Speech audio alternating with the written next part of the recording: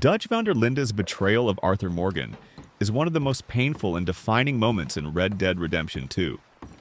It's not just the betrayal of a friend, it's the collapse of everything the Van der Linde gang once stood for. To understand why Dutch turned on Arthur, you have to look at how their relationship began, and how Dutch's mind slowly unraveled over time. Arthur wasn't just another gang member, he was Dutch's protege. Dutch raised him like a son after finding him lost and angry at a young age.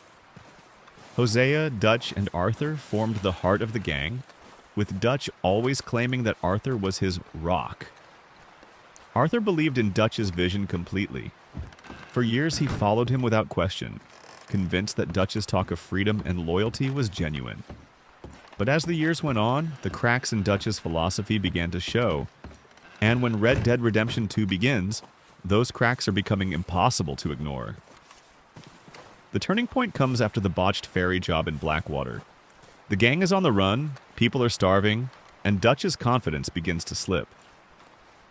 Arthur stays loyal, but he starts noticing Dutch making decisions that don't fit the man he used to know. Killing people unnecessarily, trusting the wrong allies, and refusing to listen to reason. Hosea and Arthur both start to see that Dutch's plans are getting people killed. Then comes Micah.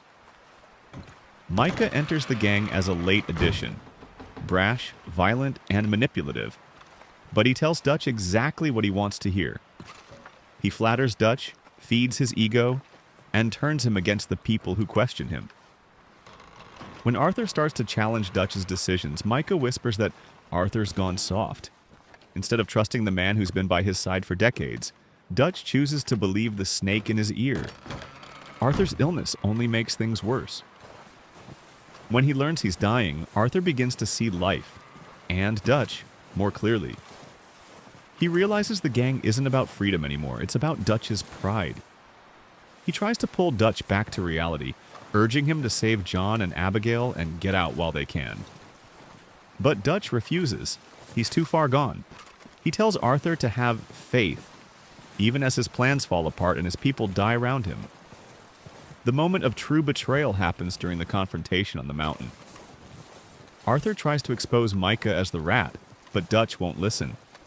Even after seeing Micah and Arthur fight to the death, Dutch walks away.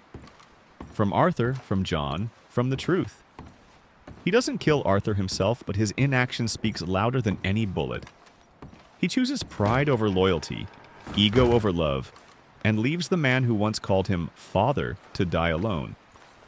Dutch's betrayal of Arthur isn't about hate. It's about weakness. Deep down, Dutch can't face what he's become. He knows Arthur's right, but admitting it would mean admitting that everything he's built, everything he's sacrificed was for nothing. So instead, he walks away. When Dutch kills Micah years later at the end of the game, it's not redemption, it's guilt. A quiet acknowledgement that Arthur was right all along. Dutch doesn't say a word, because there's nothing left to say.